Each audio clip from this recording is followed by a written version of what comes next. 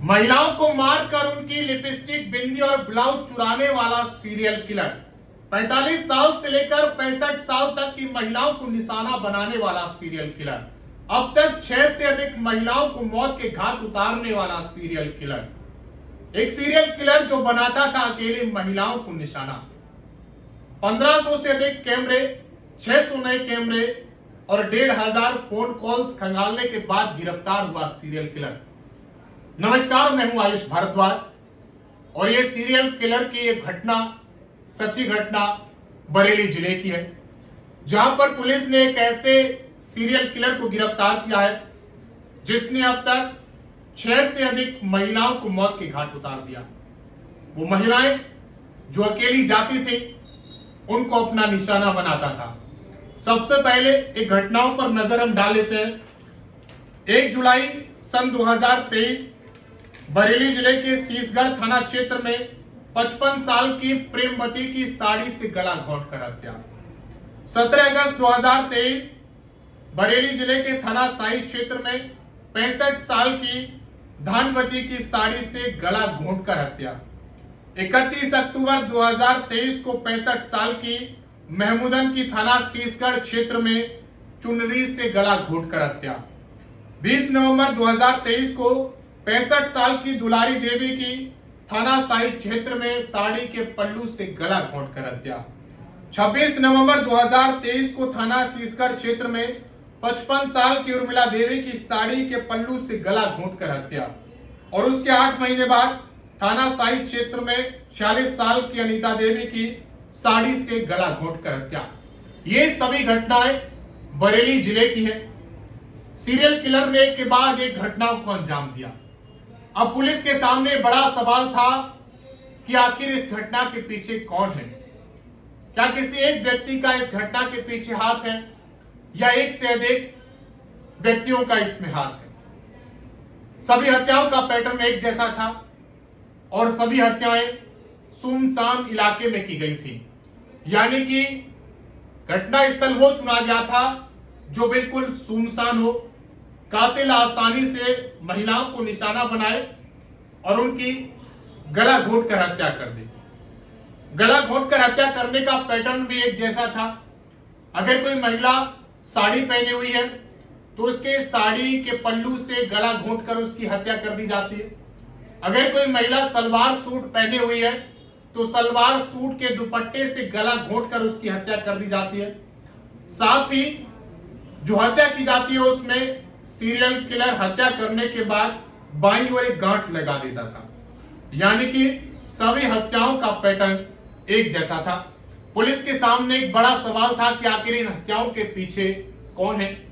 Police लगातार अंधेरे में तीर चला रही थी, अंधेरे में निशाना लगा रही थी, क्योंकि उनके पास ना तो तब तक कातिल का हुलिया था, ना ये पता था कि कातिल दिखता कैसा है और ना ये पता था कि कातिल आता कहां है। और इसमें सबसे बड़ी बात यह थी कि जो भी घटनाओं को अंजाम दिया गया वो बरेली थाना क्षेत्र के शीशगढ़ थाना क्षेत्र में दिया गया या फिर साही थाना क्षेत्र के अंतर्गत दिया गया। और 25 किलोमीटर एरिया का एक सर्कल था। 25 किलोमीटर एरिया के अंदर अंदर इन घटनाओं को अंजाम दिया गया। पुलिस के हाथ बिल्कुल खाली थे, पुलिस के पास कोई सुराग नहीं था। अब इन घटनाओं का खुलासा हो तो हो कैसे। पुलिस ने इस पूरे मामले में 22 टीमों का गठन किया। पुलिस की 22 टीमें लगातार लगाई गई। 25 किलोमीटर एरिया के सर्किल में तमाम जगह पर बैरियर्स लगाए गए। कुछ पुलिस कर्मियों को सादा वर्दी में भी तैनात किया गया।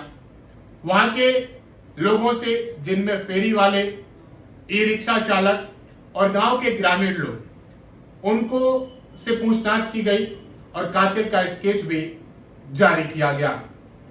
पुलिस ने जब मुखबिर की सूचना पर उस कातिल को गिरफ्तार किया तो बेहद चौंकाने वाला खुलासा इसमें हुआ। जो कातिल था उसने सभी महिलाओं को अपना निशाना बनाया। पुलिस ने जब पूछताछ की तो निकलकर यह सामने आया कि एक ही व्यक्ति ने इन सभी घटनाओं को अंजाम दिया है। और जब उस सीरियल किलर से पूछताछ की गई और उसके पारिवारिक पृष्ठभूमि के बारे में जानकारी हासिल की गई तो पता चला कि उसके पिता की 2 शादियां हुई थी। उसके पिता की दूसरी पत्नी भी उन्हीं के साथ रहती थी और सीरियल किलर का जो पिता था वो अपनी पहली पत्नी यानी कि सीरियल किलर की मां को मारता पीटता था। उसे मारपीट की जाती थी और उसका दोषी वो सौतेली मां को मानता था। सन 2014 में सीरियल किलर की शादी हुई और उसका रवैया धीरे धीरे होकर हिंसक होता चला गया। उसने अपनी पत्नी के साथ भी मारपीट करना शुरू कर दिया। अपनी पत्नी के साथ भी वो हिंसक होता था। उससे तंग आकर पत्नी चली गई। अब उसके मन में महिलाओं के प्रति कुंठा भर गई और महिलाओं को वो गलत दृष्टि से देखने लगा। अब सीरियल किलर खेत की पगडंडियों से होता हुआ जंगल के रास्तों को जाता था और ऐसी महिलाओं को टारगेट करता था जो कि अकेली निकल कर जा रही हो। उन महिलाओं से बातचीत करता था। बातचीत के दौरान उन महिलाओं को पास के जंगल में ले जाता था और उनसे संबंध स्थापित करने की कोशिश करता था। अगर महिलाओं ने सेक्सुअल होने से मना कर दिया तो सीरियल किलर पुलिस के मुताबिक हिंसक हो जाता था और महिलाओं को मौत के घाट उतार देता था। उसने अब तक 6 महिलाओं को मौत के घाट उतारा है जो कि पुलिस के रिकॉर्ड में है। बाकी घटनाओं के बारे में पुलिस तफ्तीश कर रही है। क्या इससे पहले भी उसने ऐसी घटनाओं को अंजाम दिया या फिर ये 6 वही घटनाएं जिनको अब तक अंजाम दिया गया है। पुलिस लगातार इन्वेस्टिगेशन इसमें कर रही है। सीरियल किलर को गिरफ्तार करके पुलिस ने सलाखों के पीछे भेज दिया है। लेकिन सबसे बड़ी बात यह थी कि जब सीरियल किलर को गिरफ्तार किया गया और प्रेस कॉन्फ्रेंस के लिए उसको हाजिर किया गया तो उसके चेहरे पे ना तो कोई शिकन थी, ना कानून का कोई डर था और ना ही कोई खौफ। पुलिस उसको साइको सीरियल किलर का नाम दे रही है। एक तरीके से वो साइको था और महिलाओं को अपना निशाना बनाता था। महिलाओं को मौत के घाट उतारने के बाद वहां मौजूद महिलाओं की चीजों में से कोई एक चीज चुरा कर ले जाता था। किसी महिला से उसने बिंदी चुराई थी, किसी महिला से लिपस्टिक, किसी महिला की ब्लाउज का टुकड़ा, किसी का आधार कार्ड, किसी का वोटर आईडी कार्ड। पुलिस ने इन सभी चीजों को सीरियल किलर के पास से बरामद किया है और उसको सलाखों के पीछे भेज दिया है। लेकिन सोचिए, क्या समाज में ऐसे सीरियल किलरों की जरूरत है? ऐसे लोगों के साथ क्या करना चाहिए? ये फैसला मैं आप पर छोड़ता हूं जो कि अकेली महिलाओं को अपना शिकार बनाता था और इस तरीके से उनके साथ में घटना को अंजाम देता था। फिलहाल पुलिस ने इस सीरियल किलर को उसके अंजाम यानी कि जेल की सलाखों के पीछे तो पहुंचा दिया है, लेकिन पुलिस लगातार इन्वेस्टिगेशन इसमें कर रही है। क्या इसमें उसने किसी और का सहयोग लिया था? जो घटनाएं उसके द्वारा की गई थी, क्या इसमें कोई अन्य व्यक्ति भी शामिल था या फिर सारी घटनाओं को इसी ने अंजाम दिया था? क्या केवल ये वही 6 घटनाएं जो पुलिस के रिकॉर्ड में दर्ज हैं उन घटनाओं को ही अंजाम दिया गया था या फिर कोई अन्य घटनाओं को भी इसने अंजाम दिया था?